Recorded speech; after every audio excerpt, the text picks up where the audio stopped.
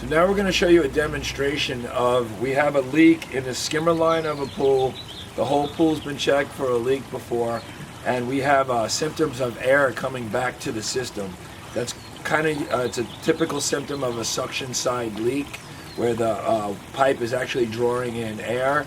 So we'll show you what that air is doing. Then we're going to pressure it up, make sure that it's the PipeFuze is applicable for this situation, and we're going to show you how we use it. So let's go. So we're going to show you when, again, when we have a suction line, or one of the symptoms is air back in a return, as you can see going on right down here. So if you look, you'll see all those air bubbles coming back in. So this pump keeps losing prime, again, because it's on the suction side. So what we're going to do is we're going to fix the leak in the suction side pipe using the PipeFuze. So check it out.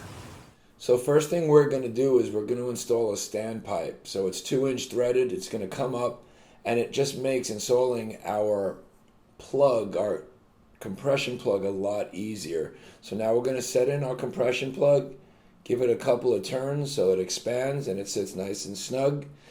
Now on our injection rig, we're going to screw in our hose that's going to go on one side, and on the other side it's going to go right to the pump that comes with the kit. After we screw that on, we're going to drop the pump into the bin, and let's move on to our return side rig. So this is the other side of the pipe. We're going to put in our 1.5-inch plug.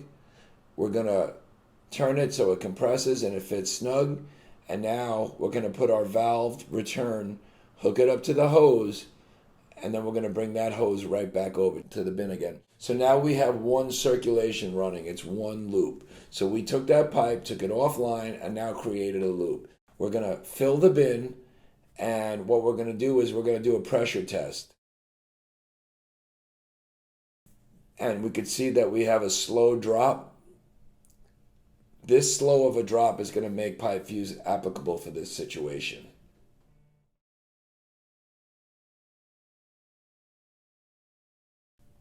So now what we're going to do is, now that we have it running, the pump is running, it's running all through the loop, and what we're going to do is we're going to shake up part A, and we're going to shake it for a while, getting it all stirred up nice, and we're going to pour in port A as the pump is running. Pouring in part A has a coagulant, and it has the polymer that's going to block up the leak. So when we see we have water running through, we know we're performing a good loop. So after a couple of hours, next thing we're going to do is we're going to shake up part B, and without interrupting the pump or anything, we're going to pour part B into the loop, and we're going to allow that to run for about 2 to 3 hours. After it runs for 2 to 3 hours, we shut our sides of the rig and we do a pressure test. If you watch this pressure test, you'll see that it's holding.